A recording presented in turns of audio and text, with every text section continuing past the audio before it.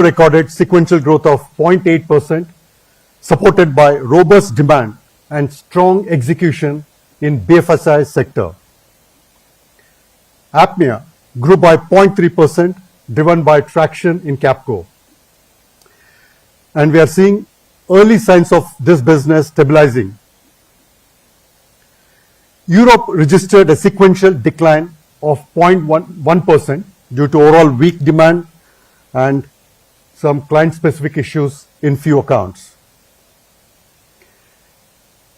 Among industry sectors, we experienced varied performance. Let me start with Capco. With a strong account mining and traction in Capco business, BFSI continued to accelerate, delivering 2.7% sequential growth.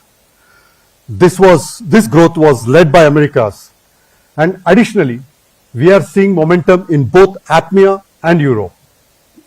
This clearly marks the third consecutive quarter of growth in BFSI.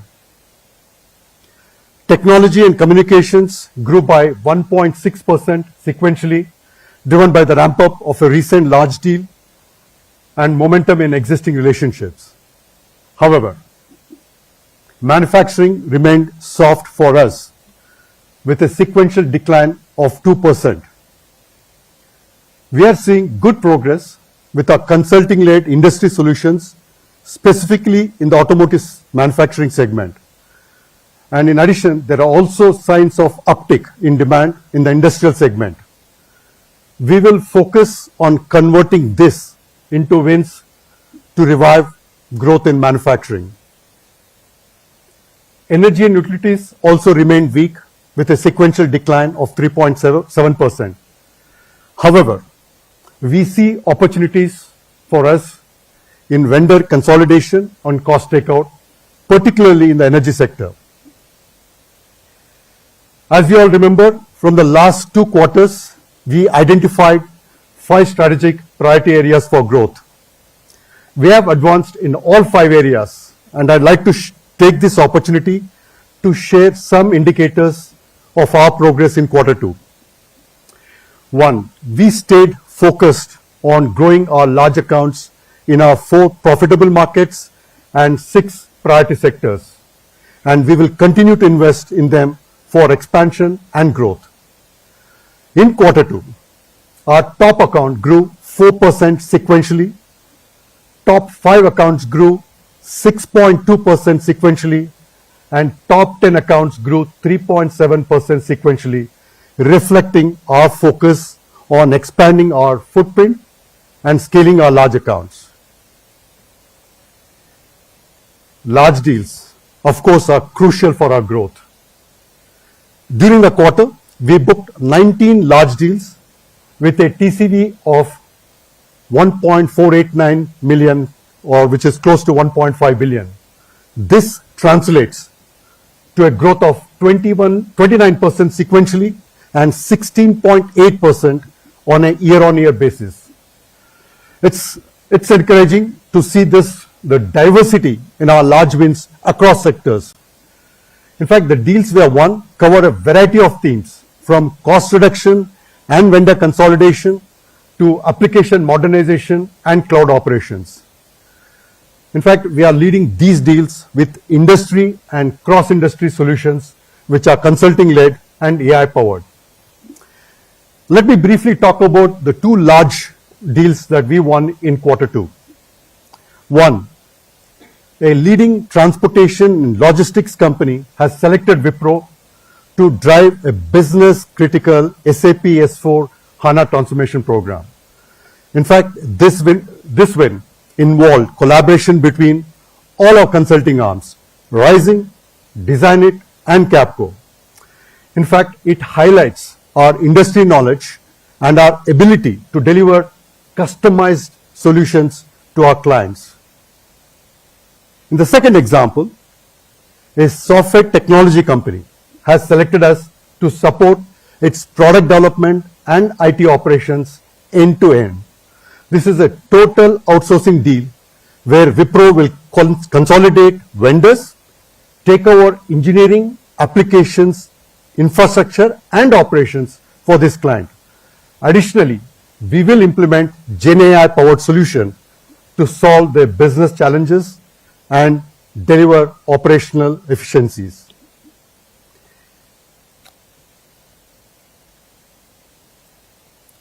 It's very important to highlight that one of these deals involves a new client, while the other marks our transition from having a very minimal presence to becoming a strategic partner. Now let me talk about another strategic priority, which is building talent at scale. We believe all our employees should adopt an AI mindset, have the right skill set, and use the right tool set in their work for all our clients. In previous quarters, I discussed our investments in reskilling our workforce for AI opportunities. In fact, we have now trained and certified over 44,000 employees on advanced AI. And also, we have a significant number of employees actively using AI developer tools across the company for all our clients. In addition, we are developing talent closely aligned with our clients' business needs.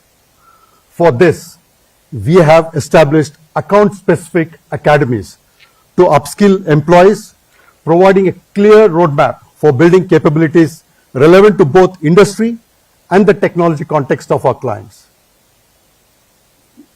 And before I share our guidance for the next quarter, I want to thank all my colleagues for their amazing support.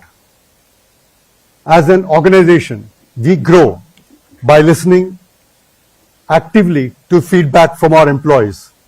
In fact, in August, we conducted our annual employee engagement survey. And in addition, I have made it a priority to connect with employees wherever I go. And we have taken specific actions based on their feedback. As most of you are aware, we implemented merit salary increase effective September 1, just 9 months after the last cycle, demonstrating our ongoing commitment to our employees. In fact, last month, we hosted a leadership summit in Bangalore, where our top 300 leaders from across the globe gathered right here to reflect on our business and chart our future direction. In fact, it was very encouraging to see that we have come together as Team Wipro, and there's a strong commitment to driving client success. I hope to harness this momentum and continue moving forward together. Now on to guidance. Our Q3 revenue is expected to be affected by seasonal furloughs and fewer working days this quarter. And as a result, we are guiding a sequential revenue growth of -2% to 0% in constant currency. Despite softness in revenue in Q3, we are confident of maintaining our margin in a narrow band.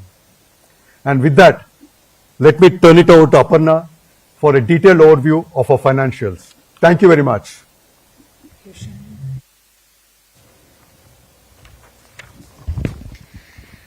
Thank you, Srini. Good evening, ladies and gentlemen. Let me share a quick update on our financial performance for the quarter before we open it up for Q&A.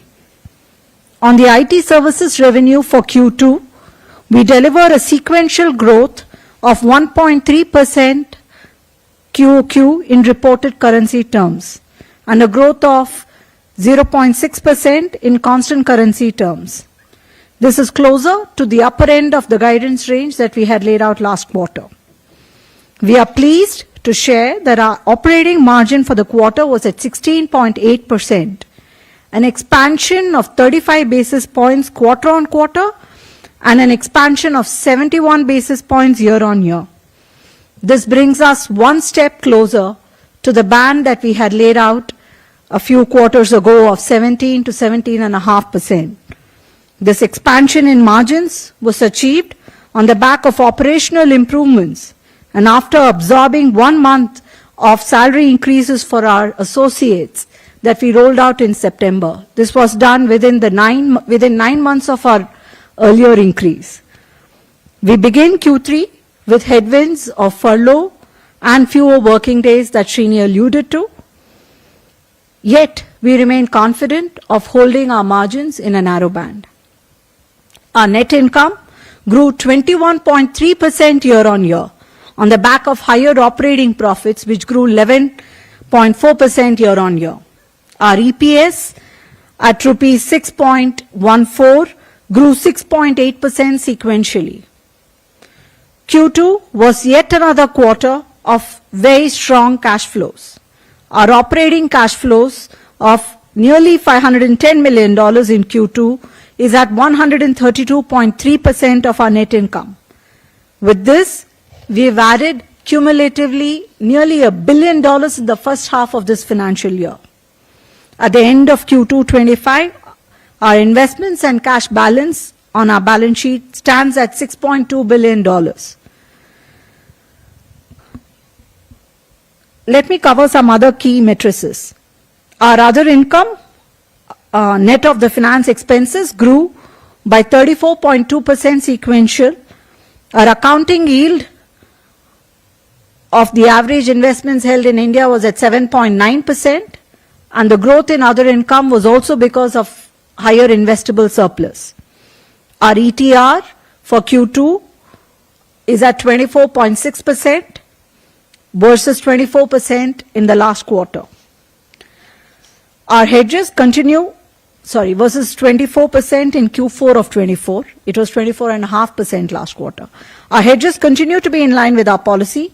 We had about $2.8 billion of foreign exchange derivative contracts as hedges at the end of Q2. Finally, before I move to guidance, I would like to share with you that in our recently concluded board meeting, the board of directors have recommended an issue of bonus shares in the ratio of 1:1, which is subject to the shareholders' approval.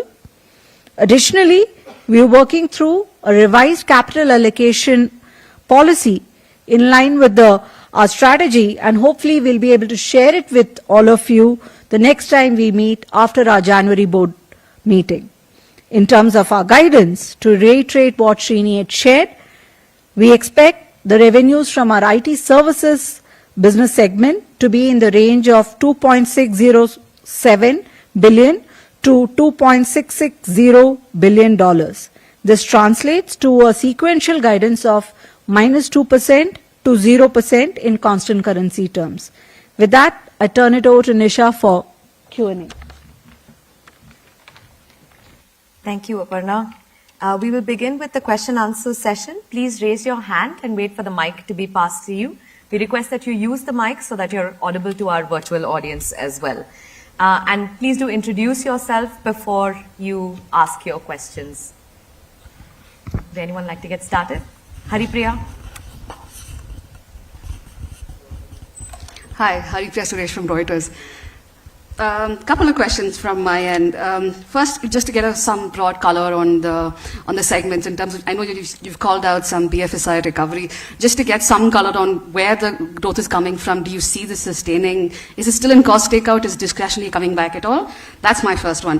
Two, you've been calling out a growth in Capco for the 3 quarters you've mentioned, plus one of your predecessor as well. So that's 4 quarters of calling out Capco growth, but why is that not translating into Europe numbers? Because we continue seeing that decline. I think YOY, if I'm not wrong, is about 4.5%.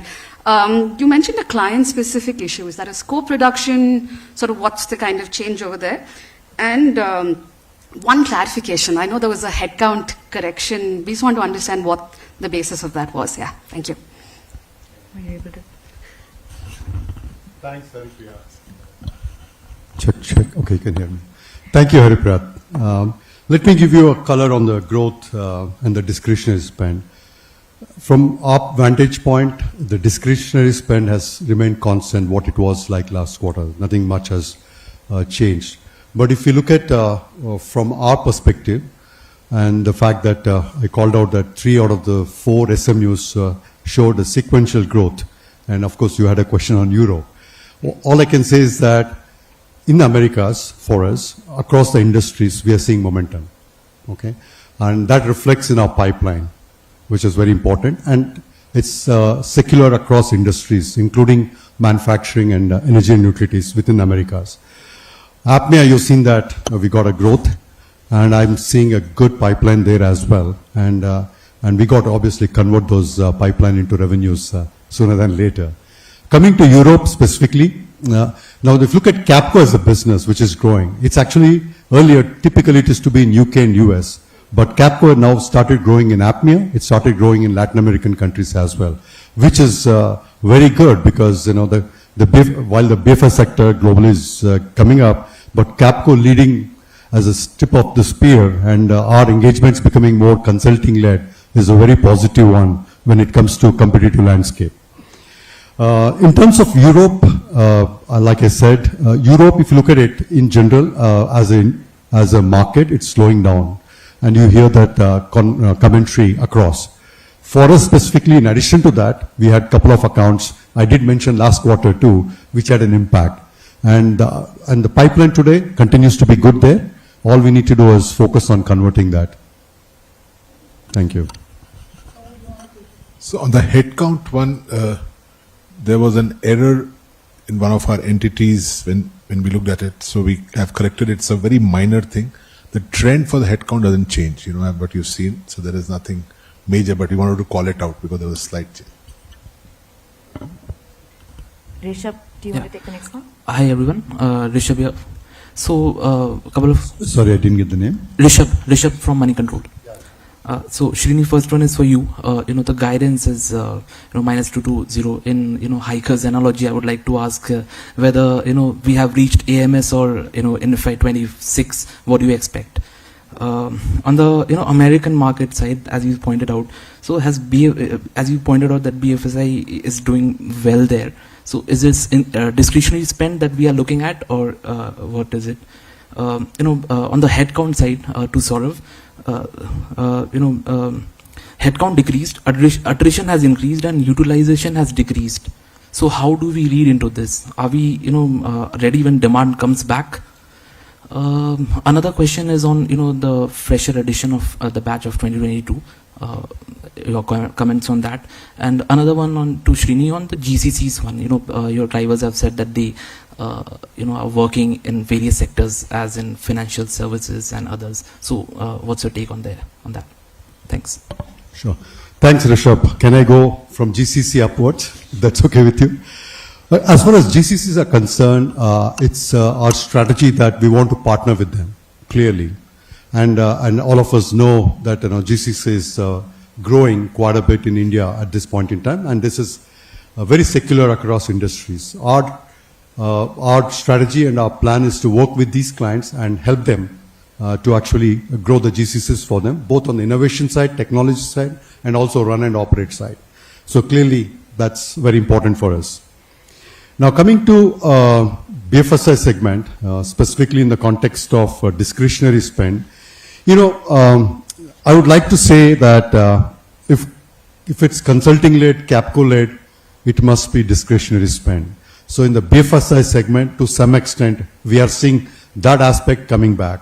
But I'm not seeing that kind of a change in other sectors at this point in time. So clearly, in the US and also in across the globe for us in the BFSI segment, to some extent, consulting-led discretionary spend is actually helping. Now coming to the first question last, right, in terms of the hiker analogy for guidance. While you're hiking, there'll be ups and downs, So you got to plan your hike, accordingly based on that. One of the things that we do is run the first mile, and then last mile will be very difficult. But yes, the guidance specifically reflects what Aparna called out and I called out as well. One is, number of working days is actually much more less, relatively. Second is furloughs, which typically happens for us in Q3. And third, to some extent, Europe. I think the question that you anyway asked.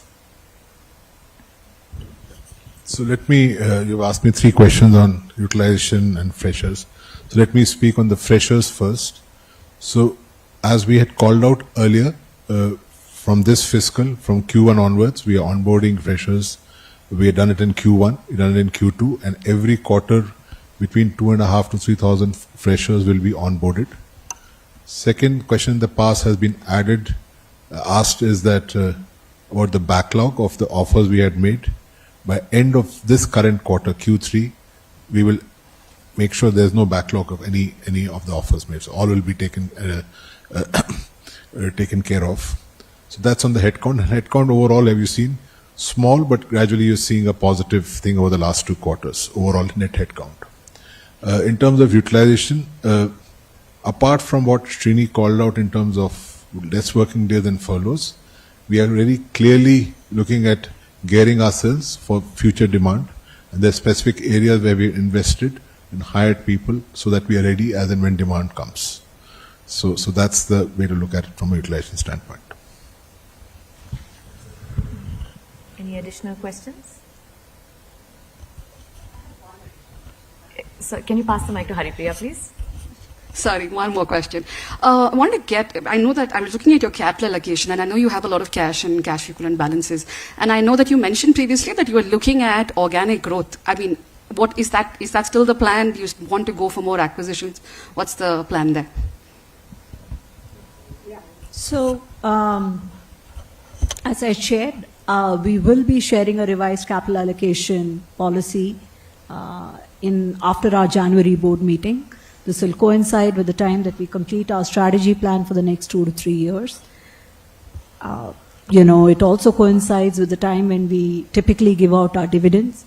For now, we've announced a bonus, an issue of bonus. To your point on M&A, yes, we have enough cash balances to pursue M&A that fits into our business strategy.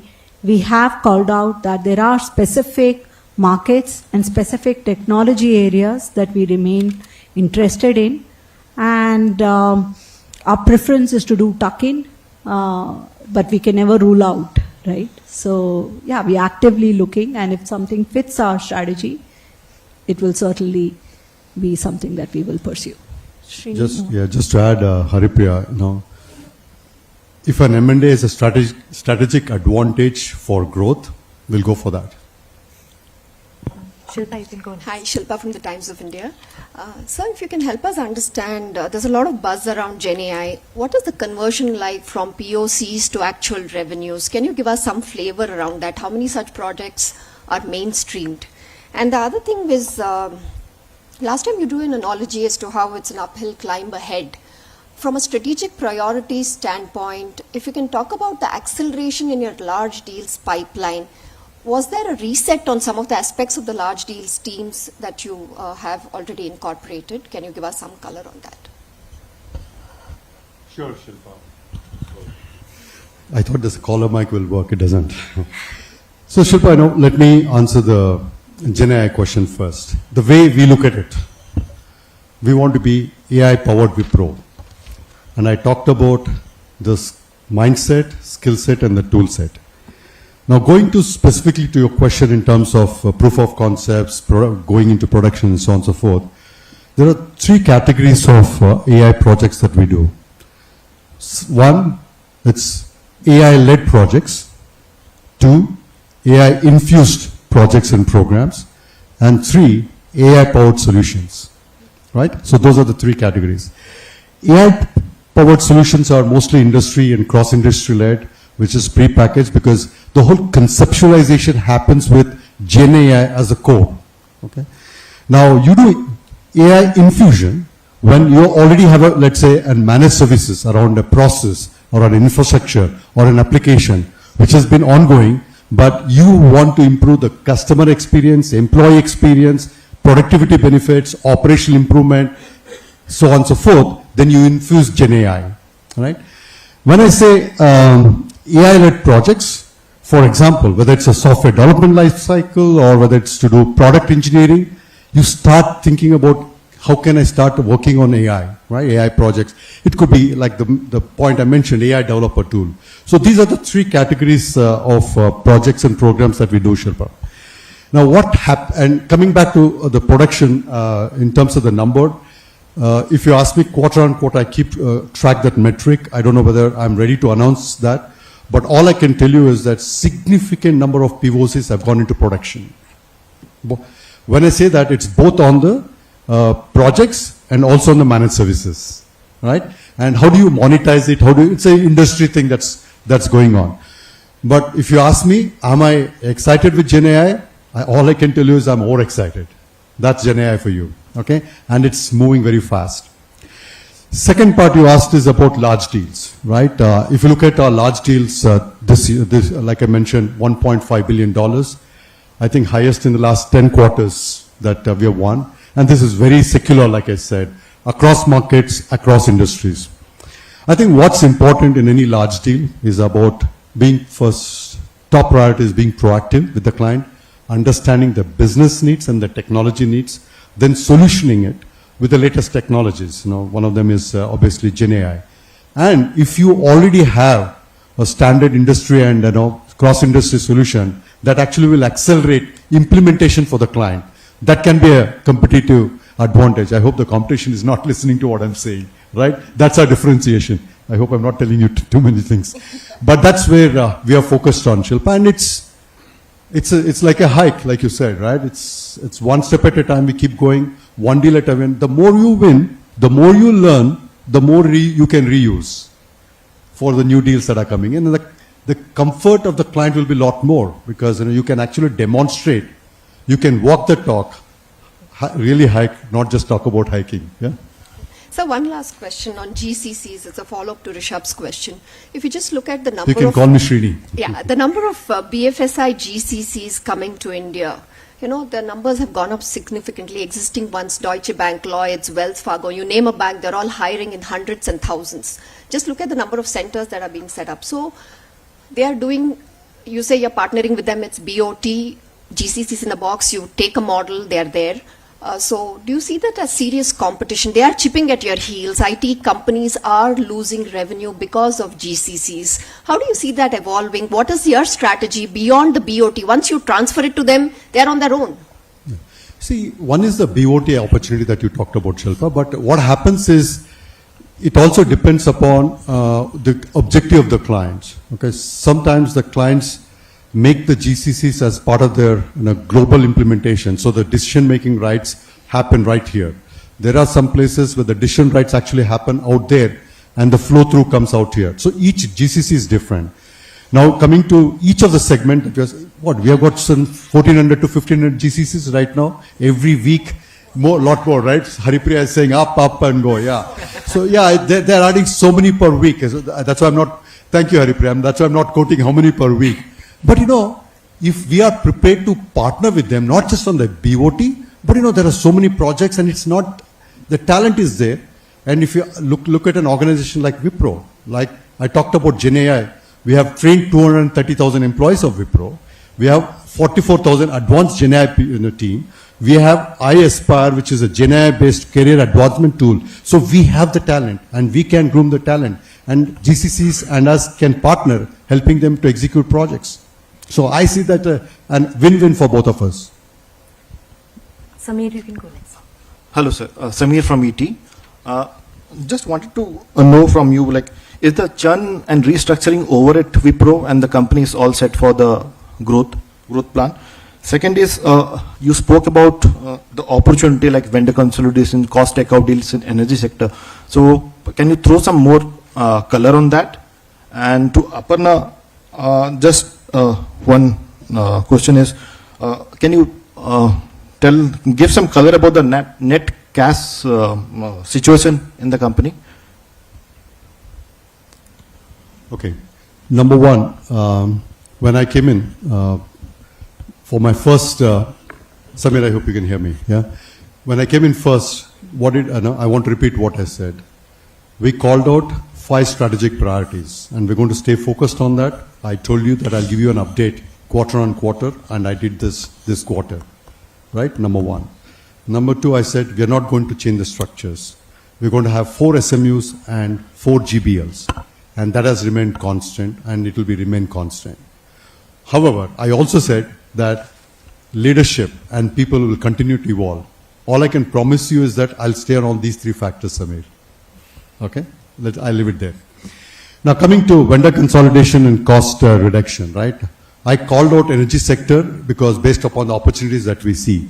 typically, cost reduction and vendor consolidation sometimes go hand in hand, and sometimes they are two parallel tracks. But when it comes to vendor consolidation, typically when the client sees us, so a couple of deals that I talked about, there has been vendor consolidation I clearly talked about. They want to leverage Wipro as a competitive advantage for them on their, not only on the operational efficiency, but their client experience. And we are bringing those technologies, tools, and GenAI and so on and so forth, right? So I'm seeing those opportunities coming in. So it's not a vendor consolidation just for the cost, but also for the operational efficiencies and experiences, and thereby getting a cost reduction. Some clients call it as cost transformation, right? But whatever said and done, at the end of the day, it is what it is, and I think you get it, Samir. Aishwarya, would you like to go? Now, net cash, our net cash is at about $4.3 billion. We have debt of about $1.9 billion. Yes, well, I don't know if it's highest ever, but it is reasonably, it's perhaps in the recent quarters it's been, it's a recent high, yes. Aishwarya, you can go ahead. Evening, Shrini. I'm Aishwarya from Business Line.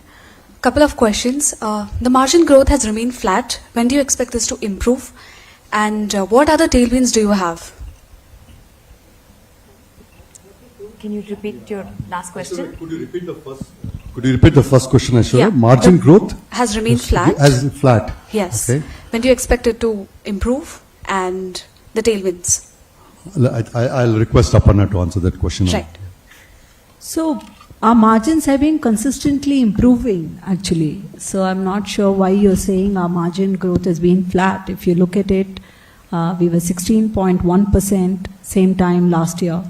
And right now it's 16.8%. And like I said, our operating profits have also grown on a year-on-year basis at 11.2%. And our net income has grown 21.3%. Did I get the question wrong? Yeah, so I think it's been a consistent improvement in our trajectory, like I said, 71 basis points year on year, and in fact on a backdrop of a really muted revenue environment. And our margin improvement this quarter is actually very encouraging because this is done after absorbing 1 month of salary increase and is fully operationally driven. So we are very, very encouraged to see our margin performance. The tailwinds, but Tailwinds for margins? no, for the next quarter. So we actually start Q3 with a couple of headwinds. We have furloughs, fewer working days that impacts our revenues. We also have 2 incremental months of salary increases that we will have to make up for. What we have said is we are confident of holding it in a narrow band despite these headwinds. Over a long term, we still have the same traditional levers that we usually talk of. We have to sustain the utilization and offshoring. We have a lot of good work to still be done in improving our fixed price productivity and pyramids. And also, there is one lever that we've been working on. It's paid off, but there is still, we think, an optimization of our G&A that we have done. So I do think that these are levers that are available in the short to medium term. Over a long term, of course, the improved revenue environment will also help in moving our margins up substantially. Thank you. Do we have any last questions? Ayanti, please go ahead. Yes. Hi, just a small one in addition to what Shilpa had asked Please about. mention your name. Hi, Ayanti from Financial Express. Hi. Yeah, just an additional question to what Shilpa asked about the large deals. You said it's highest in the last 10 quarters, 1.5 billion. Is the growth largely from the BFSI sector and or any other color you want to give on that? It's very secular across markets and across industries. The 2 examples I gave today, the top 2 deals, they're not from financial services.